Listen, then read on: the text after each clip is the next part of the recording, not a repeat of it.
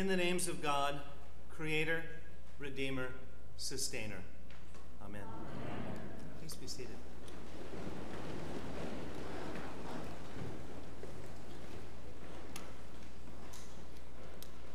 Lord, you have searched me out and known me.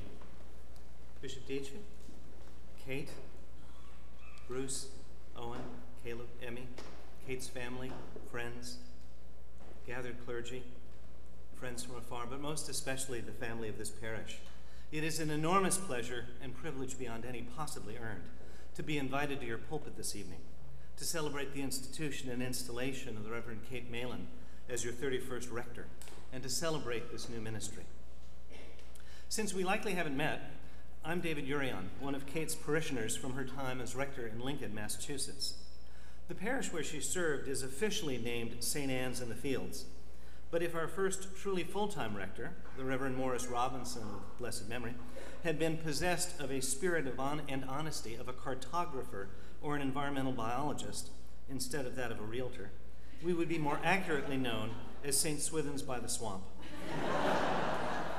The fields over which the Reverend Robinson gushed are, in all save drought years, actually wetlands. Christ's Church seems so much safer and likely more accurate. And since on my home planets, the hospital where I work and the medical school where I teach, we are required to be straightforward and honest about any possible conflicts of interest from a fiscal or spiritual nature that could influence what you are about to hear, I will acknowledge that I have no financial interests in anything related to the events of this evening. I've actually never really learned how to make a buck as a guest lay preacher. I do want to acknowledge, though, that my paternal grandparents moved to Harrison, New York in the late 1930s. We just visited their former home earlier today. This parish was therefore the place they and my father attended for worship from time to time back in those days. Today is the feast of St. Basil the Great, Basil of Caesarea, one of the so-called Cappadocian Fathers, also known as one of the great hierarchs and doctors of the Church, known for his passionate defense of the Nicene Orthodoxy, his creation of the communal model of monastic life in the Eastern Church, and especially for his great care and concern for the poor and the marginalized. He surely resonates with many of your new rector's gifts and passions. However, it is not of him that I wish to spend my time with you this evening, and so we will have to leave him for another year. This evening, I wanted to spend our time together contemplating the notions of searching, of being sought, and of being found. It is something about which I've spent, I now realize, most of my adult life considering. I served for 20 years on the Commission on Ministry in the Diocese of Massachusetts during the episcopacy of the late Bishop Tom Shaw.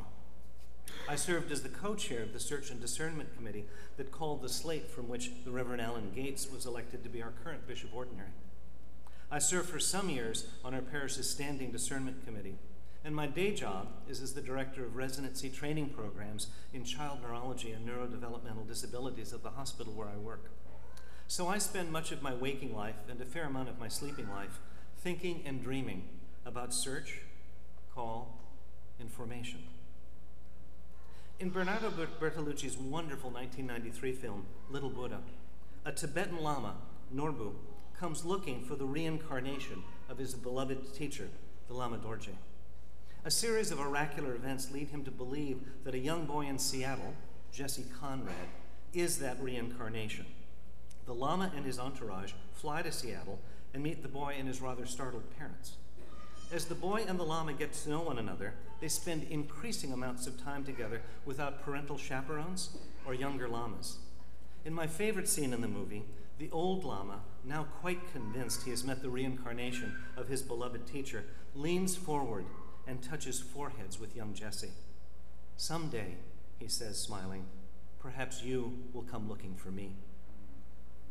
Well, we can all ponder in our hearts this notion of reincarnation, over which our own scriptures are actually rather resolutely mute. I would offer an observation from one of my classmates during my time in clinical pastoral education. A very devout Buddhist of the Karmakagya school. He observed, "David, we both agree on the preciousness of this human incarnation.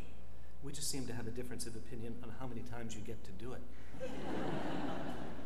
This is one of those observations I've been pondering now for years. Whatever we think about that, I do believe that this vignette from the movie captures something of the reciprocity, the bidirectional nature of searching and calling. Because in all true searches, we are both seeking and being sought. Now, I recognize that Kate has already been with you for some time now. I don't have to introduce you to her, or you to her, and explain who she is as preacher, teacher, priest, and prophet. While you are still in the first phase of getting to know one another, I imagine nonetheless, actually I'm quite certain, that there have already been some wonderful, startling surprises. Been there, done that. You have already seen that particularly mischievous twinkle in her eye and the seemingly innocent story which begins the sermon, and then come to realize, to paraphrase Annie Dillard, that if one is actually paying attention, one would wish that the pew rack in front of you held crash helmets and Kevlar vests instead of just hymnals and books of common prayer. The search process in which we engage in this community of ours is so very different from what many of us do in the secular world, if such a thing as the secular world actually exists. In a job search, we meticulously list all the attributes we think someone should have to fill a given position. We draft that most majestic of documents, the job description. We talk about minimal requirements, aspirational elements, schooling, preparation or degrees required, physical attributes one might need. We then go about and interview numbers of people who seem to have made the first cut, to have, on paper at least, the minimal qualifications for the job position open. On the face of it, the search for a rector has many things in common with this well-worn secular event. You created a profile of your parish community, took an inventory of who you are and what you dreamed of becoming, your small hopes and your high dreams. You discussed and argued and prioritized and did all the right things, and then your search committee set to work. They then reflected further on the profile you wrote and the person you therefore sought, and began the process of winnowing the possible candidates. To an outside eye, when we're making the documentary of the process, or we're watching by one of those awful surveillance cameras that now dot our landscape and our streets and our workplaces, they read resumes and watched videos and visited places. It all looks so familiar. But, as was observed by Saint-Exupéry, the essential is invisible to the eye. That process, something out of the human resources world, was not in the end what was going on at all. This process, this seeking and being sought, is one that is, I think, centered in stillness and prayer, reflection and contemplation. It is informed by reason, but animated by faith. And faith is not the belief in some creed or doctrine, some recitation of dogma or dharma, but a space in the heart that simply longs to be with God. And so in stillness and prayer, you found one another. You met, you spoke, you were probably quiet together. It's remarkable to me how all our most important relationships can embrace silence without discomfort. You reflected and you prayed. And it appeared that you came to a decision, a discernment, that this was a true call. But over the years, I've come to think that considering the process as one of decision is a bit of an illusion. A story we place over something far deeper and harder to describe. We know from contemporary studies in the neurosciences that our brain makes its ethical and moral decisions from very ancient places in those brains, structures that long antedate the appearance of language, what is sometimes waggishly referred to as our reptilian brain. And then the newer parts of our brain, the cortex, kick in some few hundred milliseconds later and papers over what we just decided with reason. I think I did this because I was using utilitarian principles. I think this because I believe in the Kantian imperative. But in the end, this is a story we tell ourselves. We make a moral decision hidden from ourselves in some way. We participate in a process that is beyond words. And then we invent words to explain what happened. So it is with call and search, I think. We think we have emptied ourselves sufficiently to listen and hear the still small voice. But I actually think that is partly illusion. Nachman of Breslau, one of the great late 18th century Hasidic rabbis, talked of this space. And he said that when we empty ourselves, it is not so much to hear the voice of God as to read what was written. Es war beschreibt, it was written, he said. There are those events we call written. They are written in the book of life.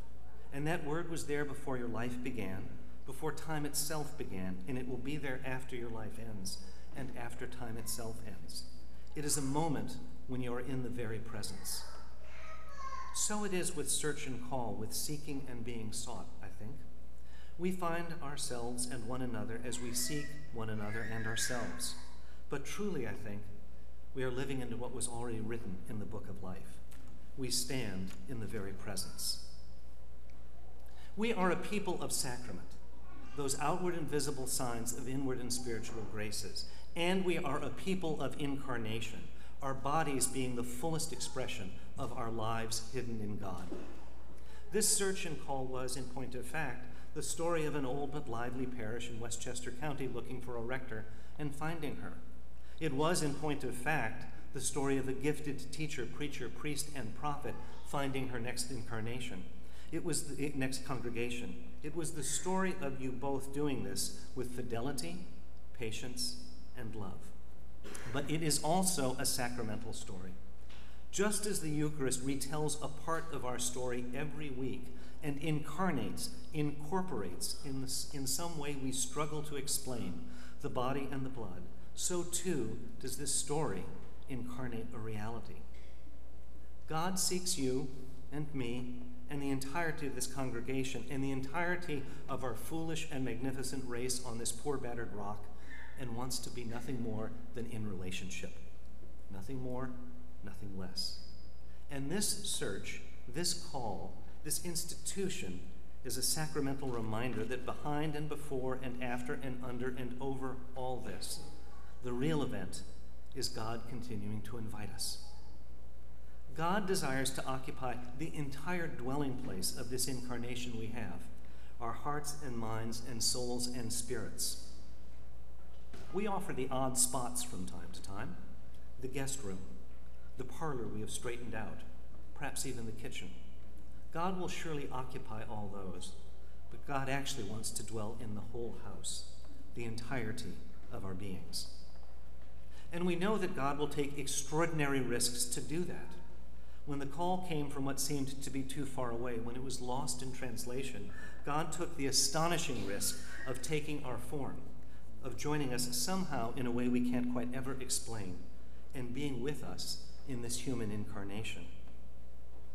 And we know God is patient in this desire to be in relationship, because God has all the time in the universe and all the time outside the universe. But in this incarnation, we do not. So be swift to love. May we all take Kate's institution as your 31st rector as a path, a sacrament, an outward and visible sign, so we may answer God's urgent call to be in relationship, to open the doors of the entirety of our dwelling places and let God in. Such knowledge is too wonderful. Lord, you have searched me out and known me.